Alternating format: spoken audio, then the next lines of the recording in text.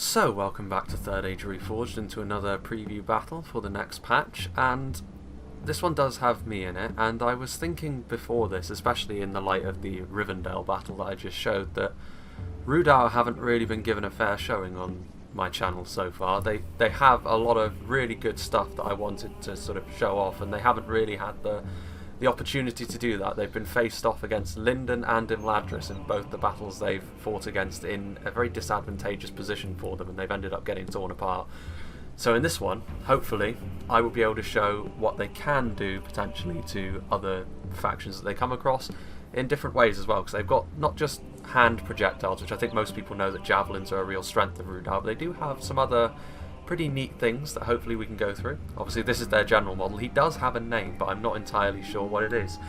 But we'll go through my army composition, we'll go through my thinking behind what I picked, and obviously back here my general's unit is going to be the, I think that, how to pronounce this, I think it's RHUN, which might be it, because I know that they're kind of an offshoot of the Dunedain, so I know it's Edain at the end, but it's, you know, it's pretty difficult to pronounce. I really should figure that out, but I'm going to pronounce them RHUN for now. It sounds better than Heyrendane anyway. So yeah, a very powerful cav unit actually. They're one of the few units in the game which are qualified as knights, so they are very tough. I don't think they're as tough as some of the other knights. I think the Dragon Knights are stronger, for example, than the Knights of Enumenas. But they still will be able to beat quite a lot of other cavalry in a sustained fight. They also do a lot of damage off the charge, and they are very, very durable. So it's a very nice centre to your cav force to have as RHUDAUR, particularly as your other cavalry is either ranged or quite fragile. But we'll get onto that later. For now, we'll go back into sort of the centre of my army. You can see here I've got a couple of units of RHUN Rangers, and you know, they are essentially Dunedain Rangers. They can be very potent, and they are the best archer unit, at least. I won't say skirmish unit, because javelins count as that, but they are the best archer unit that RHUDAUR have. And it's not a bad archer unit, honestly. You won't win any skirmish fights as RHUDAUR because of the lack of armour, but you can still do quite a lot of damage with a unit like this. And then moving forward, as I'm sure you've already noted, we have the RHUN Pikemen. This previously known as the Heavy Pikes, used to belong to Gundabad as well. I think they've got the most significant shield bonus of any polearm unit in the game that doesn't have a shield, obviously, like spears and shielded fountain guard. I think as a pike unit, Gamprim and Barding Herd might have a slight shield bonus because of the ones on their backs, but they're not going to be as significant as the pikes from RHUDAUR here. They do have a lower tier pike as well, but I decided not to bring them because I am facing off against RHUN today, and RHUN do have pretty plentiful skirmishers. You know, they can bring horse archers, and they can bring quite a lot of lower tier archers as well. So I didn't want to give them easy kills and make it easy to pay for lower tier skirmishers like that. I've got 4 units of RHUDAUR swordsmen to act as my front line, and against RHUN, the Forager Axemen wouldn't have been too bad in melee, but like I've said, they are very weak to archers. So I decided to go for a little bit more durability, because it's on the flanks where I was planning to win this battle, and in the middle I just wanted to hold, so the combination of higher tier pikes and sort of basic infantry should be enough to hold most of RHUN's infantry, provided they don't go for an all-out rush down the centre. And then at the front I've got a couple of units of Coldfell marksmen just to be the initial engagement for the runic archers, and because they're not bad, you know, they hopefully will be able to get some kills on the lighter armoured runic units.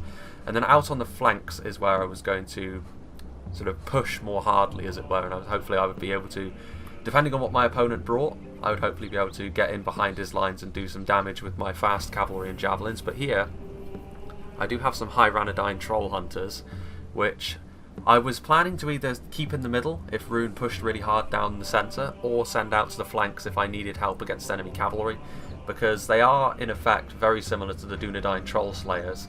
So they'll do a lot of damage potentially. Also in melee, they pull out spears, so they're going to be effective against cavalry. Might be better to compare them actually to the Meduseld Guard of Rohan, but you know the sort of thing, a very potent javelin unit. They cannot hide anywhere like the Forager and javelins can, so they're definitely not a sort of more they're not an ambush focused unit, but they are still very good. And this was the second battle I played with RHUDAUR today, and in the previous battle I did do an ambush and it did work, but because my opponent didn't bring any cavalry, it was a bit of a landslide, to be honest with you. Over here on the flanks though, I do have 1 unit of RHUDAUR clansmen on each side, so obviously some spears to back up my cavalry, and I was hoping to overwhelm any enemy cavalry with my Coldfell Maidens, which are a javelin cavalry, a decent cavalry from what I've seen of them so far, both when I've had them used against me and when I've used them myself. and also a unit of RHUDAUR scouts. They're very quick. They can hide when they're in woods as well, but they can't hide on an open field like this. So again, I was hoping that if I could peel off to the side with some of my javelins and then my cavalry, I would be able to deal with any sort of flanking force that my opponent would have. My centre would hold, and then I would be able to go around the sides. I was going to keep my nobles back so that if I started to win on one flank, I could send the nobles over there to finish them off, and then I could overlap with what was left of my cavalry and try and break his infantry as my pikes and infantry held them in place. But it's obviously going to be the same on the other side: spears, javelins, RHUDAUR scouts. And my opponent, as we sort of scoot on over here, is Pasternak, and he is playing as RHUN. I've played RHUN quite a lot lately, and he has... I wasn't actually expecting him to go quite so heavy on the cavalry, so I was actually a little bit concerned, because obviously he's got a couple of units of Inasrim on this side, and then if we go right on over to the other side, we can see that he's got a unit of Carmel's Dragon Knights and another unit of Inasrim. So he's got 4 heavy Cataphract units, and the Dragon Knights as well are stronger than my Hyrannodine Nobles, so he's got the single strongest cav unit on the field. Now, the saving grace for my cavalry is they're going to be significantly faster than these heavily armoured cav.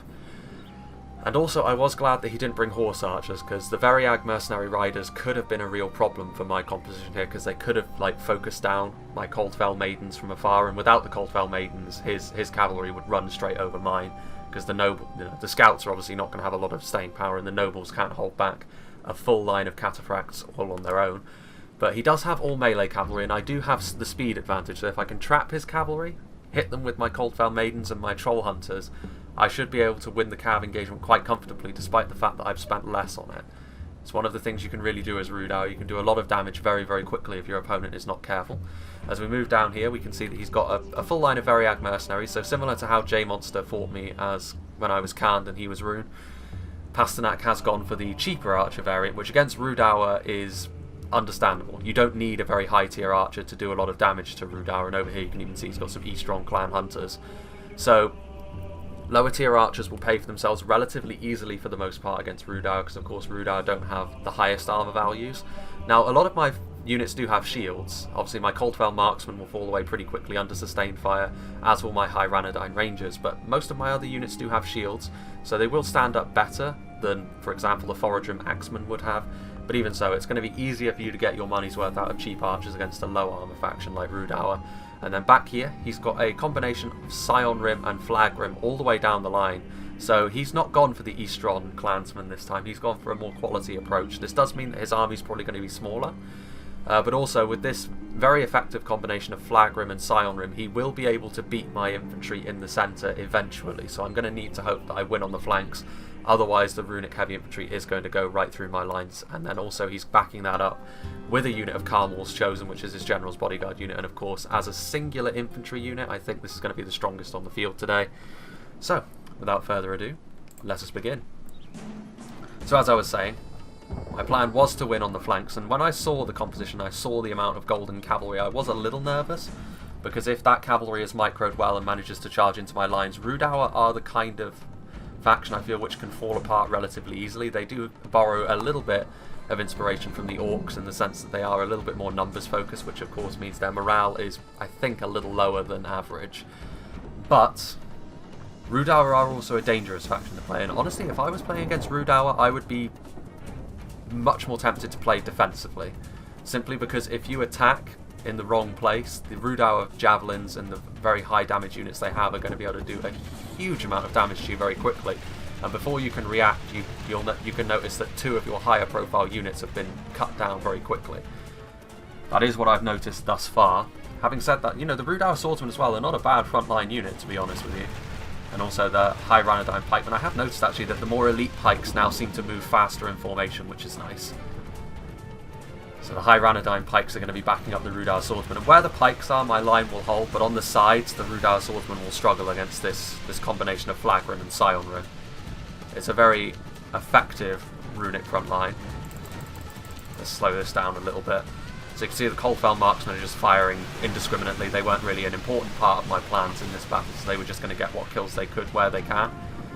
Drawing a bit of archer fire is the important thing here. As the charge happens, the RHUDAUR swordsman getting into the Flag Rim. Flag Rim will of course beat RHUDAUR swordsman, and as we sort of go down the line here, we can see that the runic skirmish is also firing into my infantry. And as we sort of go down the line here, we can see that the runic skirmish is also firing into my infantry. Runic But again, like I said, my plan here was just to hold the centre. He is actually pulling some flag rim out wide, so I do need to be careful of that. But also, as we look over here, we can see that the more important engagements for me are beginning now.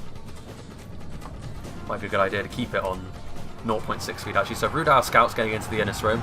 With the charge, the RHUDAUR scouts should do better than they would into... well, they'll at least get a better start on the melee, but the Innis Rim will of course win that fight. But that's not important. All I want to do is pin the cavalry and place my Coldfell Maidens to start spraying down their javelin fire into the Innis Rim, and you can see the unshielded Innis Rim are going to fall very quickly, and they're also going to be engaged in melee by my RHUDAUR clansmen. Don't let the name fool you. The clansmen are the better spears in RHUDAUR, the hillmen are the lower tier ones, the militia, and the high Ranadine troll hunters are also going to be coming forward, and this of course means that the Innis Rim are going to very quickly find themselves on the losing end of this fight, and even over here, with the javelin fire firing on both units, it's going to be a bad day for them. Meanwhile, I could see over here that the flag rim are wrapping around, so I'm going to get into them with my high Ranadine nobles. Oh, was a mistake. You can see that over here it's going to be a very similar story, chasing off the Innis Rim with my cavalry. And also down here, we can see that the Dragon Knights are going to be heading right into the jaws of the high Ranadine troll hunters. Are they going to fire their missiles? Yes, they are. There they go. I'm going to get some friendly fire on my RHUDAUR scouts, but if I can kill off these Dragon Knights, that's a very high profile target that's going to fall away. And also, now that they're getting into sustained melee, the high Ranadine troll hunters do have a bonus versus cav in melee, I think, because they do class themselves as spearmen. So these Dragon Knights are going to do very poorly, and you can see that almost half their unit was killed in a single volley. The RHUDAUR scouts are pinning them in place, so it's a bad day for the runic cavalry. So far things have gone absolutely to plan for me. However, there is a bit of a problem here. You can see that in places where my pikes are, victory seems certain against the flag rim actually, but you can also see that where he's sort of concentrated his forces over here on this flank, my line is starting to fall apart, so the RHUDAUR swordsmen are dying. And I did notice this, so I decided to then start shooting with my high Ranadine rangers who have been hidden until now, shoot into this blob, hopefully get some body piercing shots off, and just hold the line together for as long as I possibly can. But at this point, with his cavalry falling apart on the flanks, I felt comfortable using my general's bodyguard unit to start recharging his infantry. So this flag rim's going to fall. These RHUDAUR swordsmen have just about managed to hold on long enough. Any longer and they would have fallen, and then my archers would have been in danger from the runic infantry. And you can also see that I'm also bringing over my high Ranadine troll hunters now, because the runic cavalry has been largely dealt with on this flank. So you can see actually the Coldfell Maidens and the RHUDAUR scouts chasing down what's left of the Innis Rim on this flank. The RHUDAUR clansmen as well, just chasing off those Innis Rim. They're probably going to, well, I know they're going to wrap around eventually. And then as we sort of move over to this flank, you can see that the Innis Rim's still being chased down by the RHUDAUR clansmen.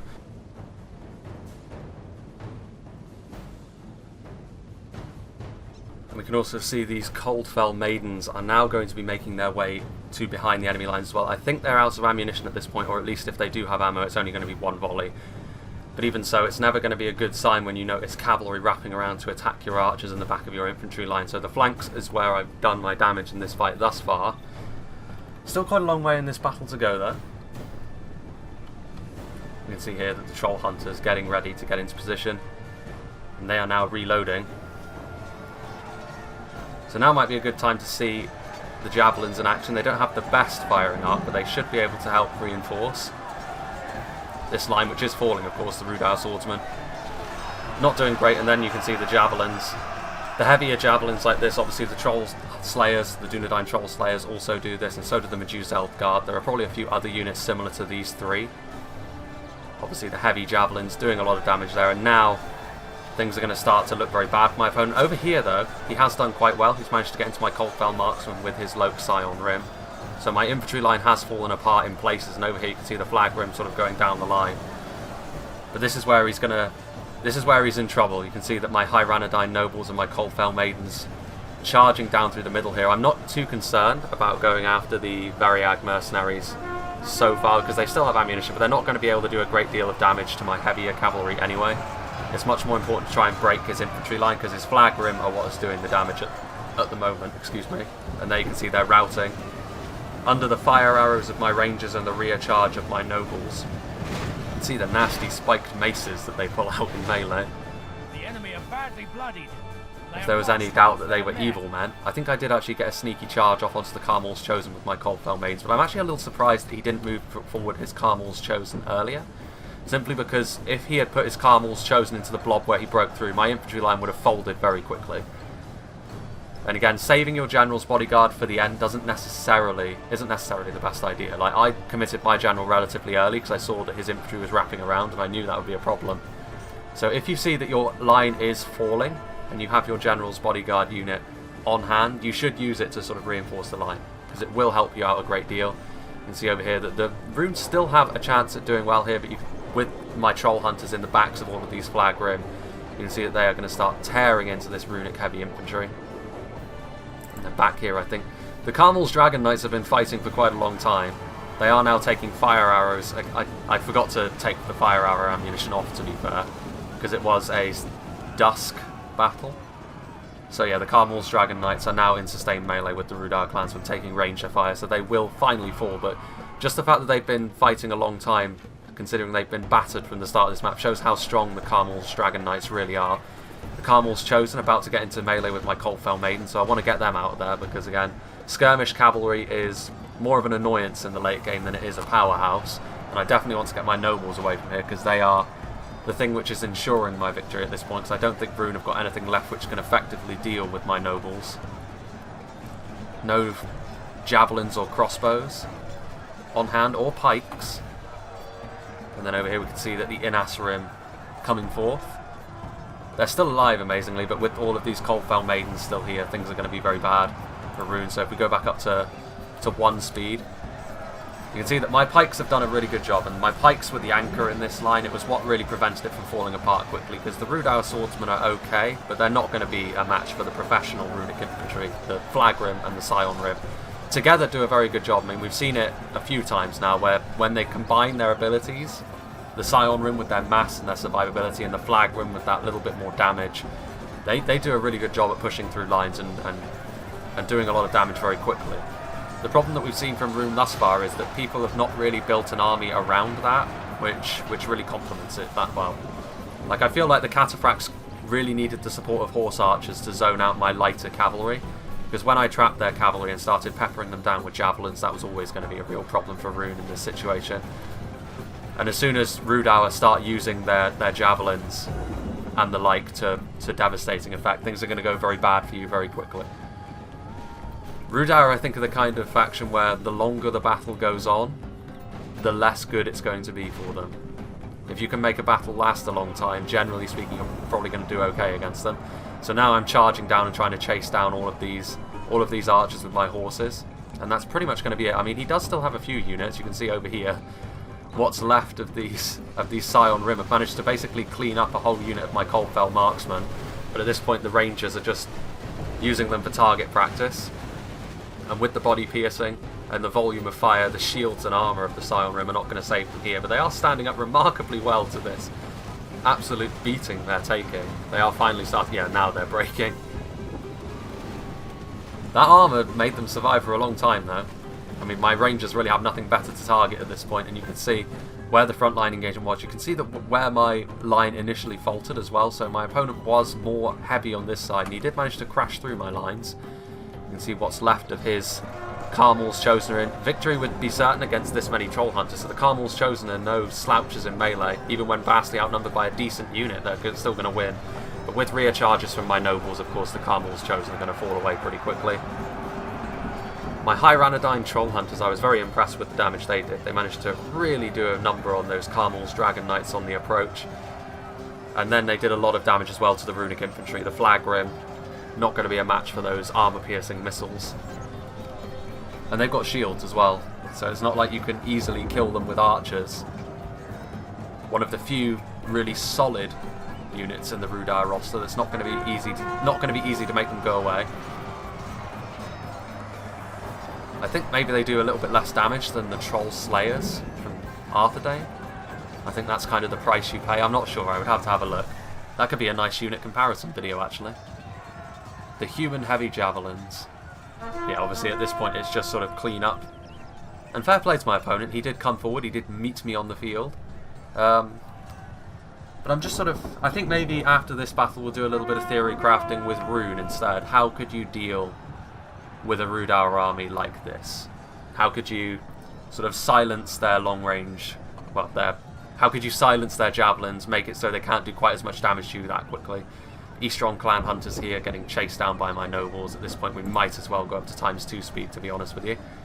As we can see over here, he did actually have some Dragon's Wrath guildsmen, but they were almost immediately found by my cavalry, and I then just cycle charged them to death, which is a bit of a shame because the throwing knives on the assassin units could do a lot of damage against the lightly armoured RHUDAUR troops. And obviously in melee, The enemy general lies dead. RHUDAUR will struggle a little bit with skill-based units, and Dragon's Wrath guildsmen are, well, they fall into a skill-based unit category. So they are actually a good pick against RHUDAUR most of the time, I would say. It's just a shame that they didn't get used earlier on. They're another unit which I feel like if they supported the runic front line, it wouldn't have fallen apart in quite the same fashion as it did. I wouldn't have been able to get my cavalry close to start recharging it as easily if those throwing knives were on station.